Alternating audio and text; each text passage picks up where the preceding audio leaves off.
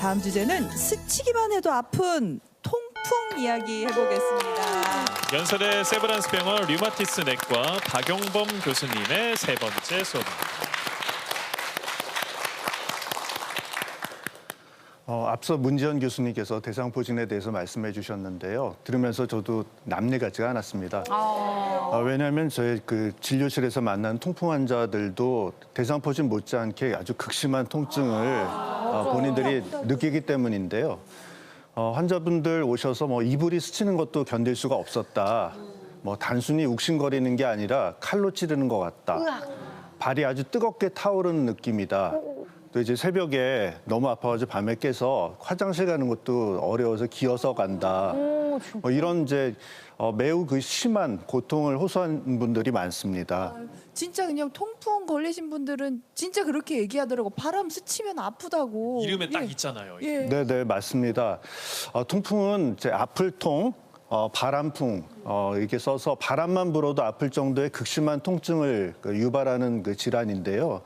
그래서 흔히들 바람만 스쳐도 아프다라고 표현하기도 하는데 대상포진과 마찬가지로 그 통증 범위를 0에서 10으로 평가하면 8점에서 심하면 10점까지 이렇게 이야기를 하고 있어요. 야, 이거 진짜 아픈 건데 이 통증은 근데 왜 생기는 거예요?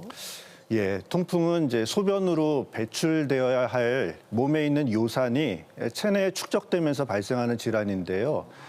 우리 몸의 이제 혈중의 요산 농도가 증가하면서 요산 결정이 만들어지고 또 이 결정이 관절 또는 이제 관절 주위에 있는 피부 조직에 쌓이면서 염증이 일어나는 그런 병입니다.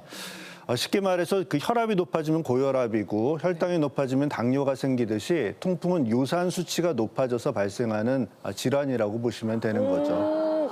교수님, 근데 제가 혈압도 알겠고 혈당도 알겠는데 사실 요산을 잘 모르겠어가지고 네. 정확히 요산이 어떤 건지 궁금합니다. 그러면 요산이 무엇인지 또 요산 때문에 왜 통풍이 생기는지 좀 영상을 보면서 설명을 좀 드릴게요. 예. 네. 영상을 보시겠습니다. 우리 몸에 이제 음식물에 포함된 단백질의 일종인 퓨린이 세포의 생명 활동의 어떤 필수적인 성분인데요. 이 퓨린이 이제 우리 몸에 들어오게 되면 에너지로 활용된 후에 지금 그 요산이라는 노란 찌꺼기 물질을 만들어 내게 됩니다. 아, 저 노란 게 요산. 예, 이 요산이 콩팥을 거치면서 소변으로 이제 배출되게 되는데요. 하지만 요산이 과도하게 유입되거나 소변으로 잘 배출되지 않으면 이게 과포화 상태로 피 속을 떠돌아다니다가 관절에 쌓이게 됩니다. 그래서 이런 고체 요산 결정을 만들게 되고 또 이렇게 쌓인 요산 결정을 백혈구가 침입자로 생각해서 공격하게 되면 강한 염증 반응이 일어나면서 아주 극심한 통증이 발생하게 되는데요. 이렇게 관절이 퉁퉁 붓죠. 바로 이게 바로 통풍입니다. 아우, 아프겠다. 아니 이게 그림만 봐도 이게 얼마나 아픈지 좀 가늠이 되는데 와 이게 그 퓨린을 그러면은 좀 잘 섭취를 해야 될 것 같은데 네. 어느 음식에 들어있는지가 좀 맞아, 궁금하거든요. 통풍 걸린 사람들 먹는 거 막 조심해야 된다고 맥주 그러던데. 얘기는 좀 많이 듣긴 했어요 제가. 네. 근데 퓨린이 우리 먹는 음식에 다 들어 있습니다. 그래요? 예.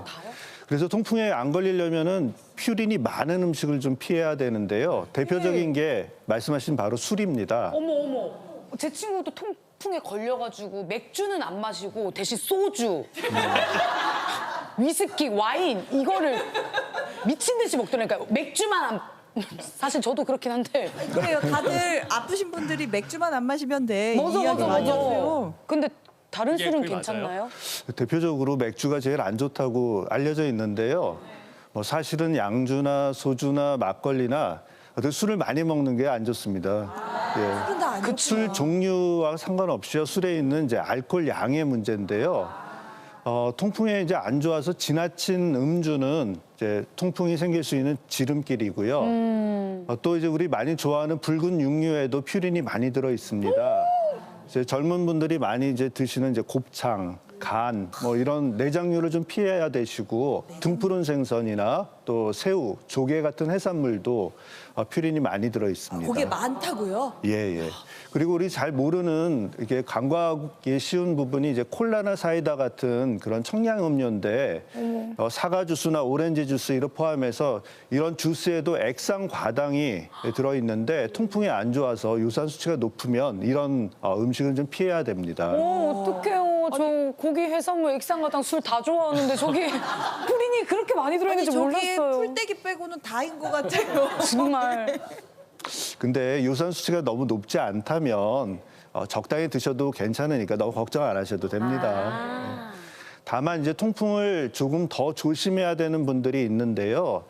통풍은 한때 귀족의 병, 또 왕의 병이라고 불렸던 그런 질환입니다. 그래서 과거에는 기름진 음식을 즐겨하고 또 비만한 사람들한테 주로 나타났기 때문에 그런 이름이 붙었는데 이게 비만이 되면 혈중 요산 수치가 굉장히 높아져 있습니다. 그래서 통풍에 걸리기가 쉽습니다.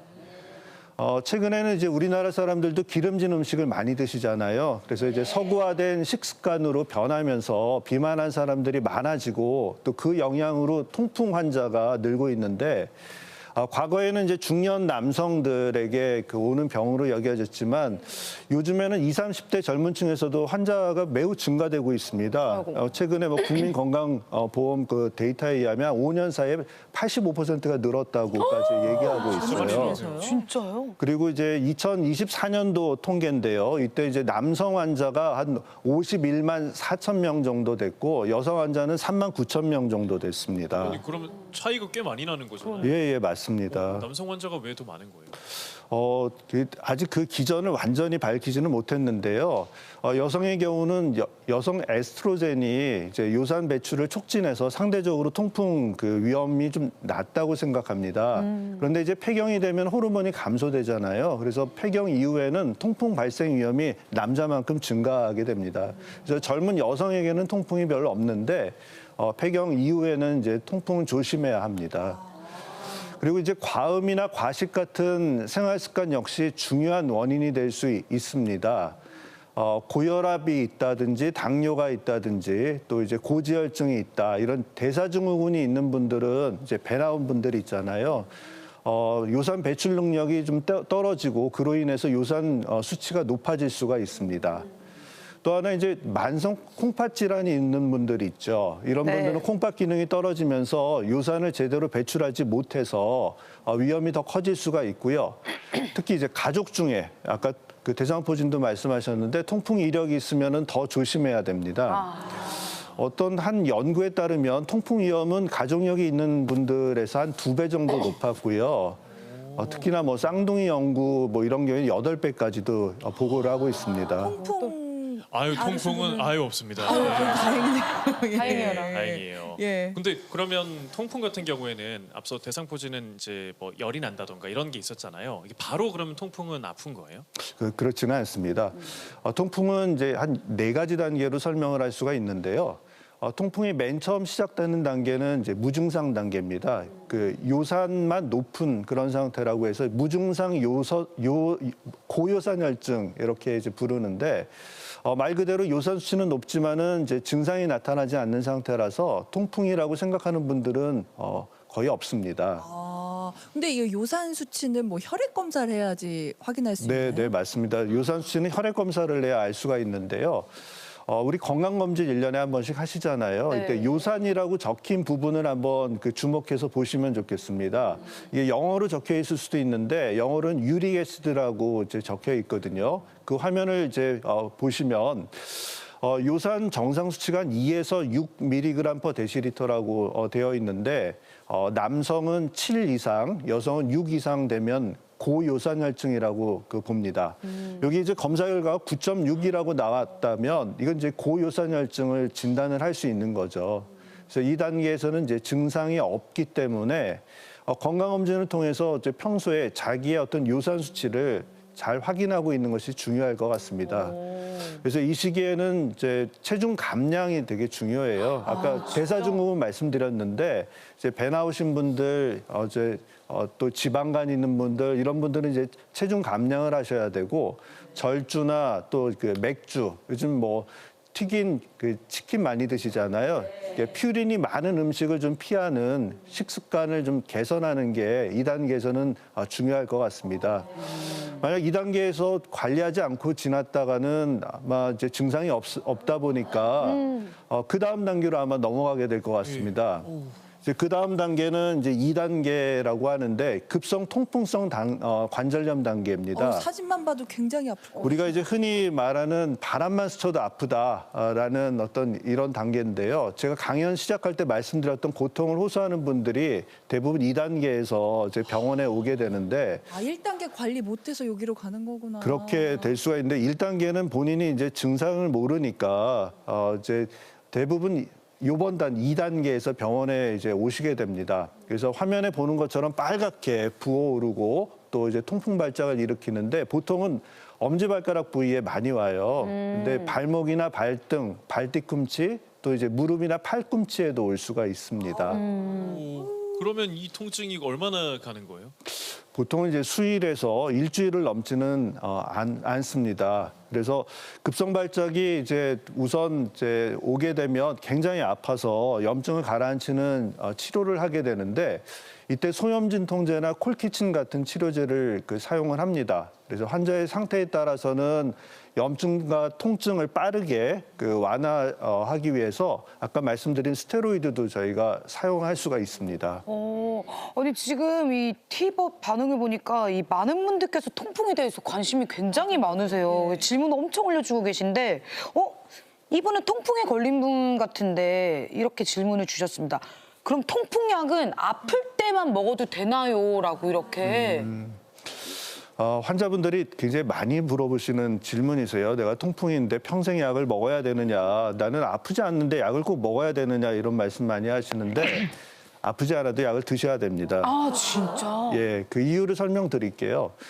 통풍은 이제 급성 발작이 시작되면 대개 일주일 내에 없어지거든요. 네. 그러니까 이제 그 시기가 바로 가널기 통풍 단계라고 하는데 이제 3단계죠. 통풍은 지금 없다 보니까 통증이 없다 보니까 많은 분들이 나 병 다 나았네라고 이렇게 생각을 하세요. 그래서 그동안 참았던 이제 맥주나 치맥, 치킨, 음식 다 실컷 드시고 또 이제 그동안 참았던 곱창도 드시고 이런 경우가 많은데요. 이 시기에는 대개 이제 체내에서는 요산이 계속 쌓이고 있기 때문에 방심하면 안 됩니다.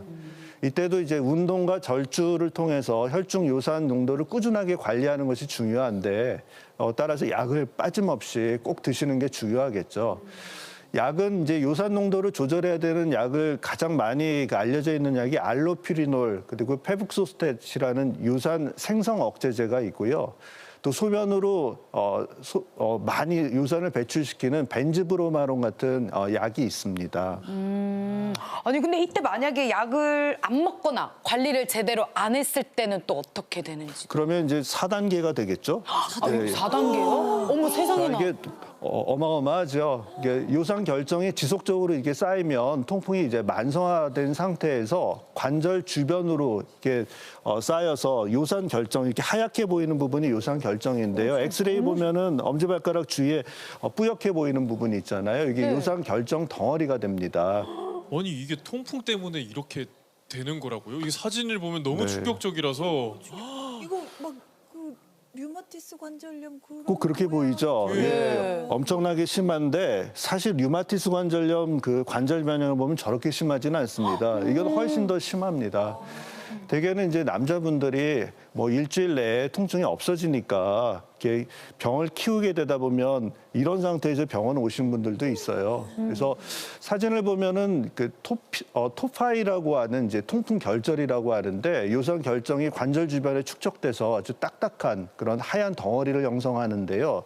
피부를 뚫고 나오기도 하고 또 이제 고름처럼 질질 나오기도 해요. 이제 문제는 이 통풍 결정이 뼈와 관절을 녹이는 데 있거든요. 그래서 관절이 이제 파괴되면서 변형이 일어나는데 이때는 예전 상태로 돌릴 수가 없어요.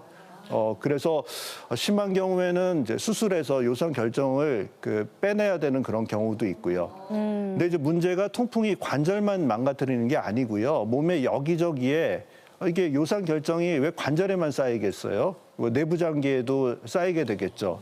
가장 대표적인 것이 요산이 몸 밖으로 배출되는 게 콩팥이라고 말씀드렸잖아요. 네. 그러다 보니까 콩팥이 점점 나빠지는 거예요. 그래서 콩팥 기능이 떨어지고 또 심하면은 신장 이제 기능을 잃는 신부전이라고 있죠. 그래서 뭐 투석하게 되는 그런 이제 신부전까지도 갈 수가 있습니다. 그리고 많이 들어보셨을 거예요. 요로결석. 요로결석도 올 수 있고 이제 혈관에 쌓이게 되면 동맥경화나 또 고혈압, 뇌졸중 같은 심혈관 질환까지 일으킬 수가 있습니다. 아까 그러면 통풍에 안 좋은 음식 말씀해 주셨는데 좀 먹어야 될 거 챙겨 먹으면 좋을 게 어떤 게 있어요? 만약에 다이어트를 한다라고 하면 풀 말고 또 뭐가 있을까요? 그 생각해 보면은 뭐 단백질을 다 피해야 될 것 같은데요. 네. 그렇지 않은 게 우유나 치즈, 요거트 같은 저지방 유제품은 통풍에 좋다고 알려져 있어요. 요산을 떨어뜨린다고 알려져 있고요. 또 비타민 C 역시 콩팥에서 요산이 더 많이 배출되도록 도와줘요. 그래서 비타민 C도 잘 섭취하시는 게 좋은데 뭐 과일로 하게 되면 이제 비타민 C가 좀 많이 들어 있고 과당은 안 좋다고 제가 말씀드렸잖아요. 네. 과당이 좀 낮은 뭐 체리나 블루베리, 키위, 딸기 뭐 이런 과일이 좋다고 할 수 있어요. 네, 알겠습니다. 요렇게 또 그러고 채소까지 챙겨주시면 될 것 같습니다. 저 시청자 질문 왔죠? 네, 티봇 요정입니다. 네, 이렇게 또 많은 분들께서 질문을 해주셨는데 네. 이렇게 또 질문이 왔습니다. 몇 달 전 통풍으로 고생을 했는데요. 통증도 너무 심했고 먹고 싶은 음식도 마음대로 못 먹으니까 스트레스가 정말 크더라고요. 그런데 통풍은 재발이 잦다고 하던데 그러면 저는 앞으로 평생 식단을 제한하면서 살아야 하나요? 이렇게. 평생 어떨 것 같으세요? 저는 진짜 아닙니다. 아니에요? 예. 괜찮나요? 통풍은 한 번만 겪고 나면 이 통증이 너무 강한 그 기억으로 남아있기 때문에 엄청나게 재발에 대한 그 부담, 스트레스를 갖고 있어요. 그래서 한번 이제 통풍이 오게 되면 가족들이 뭐 식단 관리를 어떻게 해야 되나 하는 것 때문에 굉장히 스트레스 많이 받으시는데요. 약을 꾸준하게 먹고 요산 수치를 잘 관리를 하면 별도의 까다로운 식단 제한 없이도 통풍 그 발작을 예방할 수 있고요. 일상생활에 큰 지장을 없이 지낼 수가 있습니다. 대신 과음하면 안 되겠죠? 예, 맞습니다. 알겠습니다. 야, 근데 요산 수치를 관리를 남자분들 잘해야 중에서는 과음을 하지 않을 수밖에 없는 직업을 갖고 계신 분들도 계세요. 그래서 그런 분들을 위해서 정말 이제 평소에 식단 관리가 중요한데 네. 약 잘 드시는 게 제일 중요합니다. 네, 알겠습니다. 알겠습니다. 이렇게 통풍에 대해서 마지막 강연도 잘 들어봤습니다. 잘 들었습니다. 예, 고맙습니다.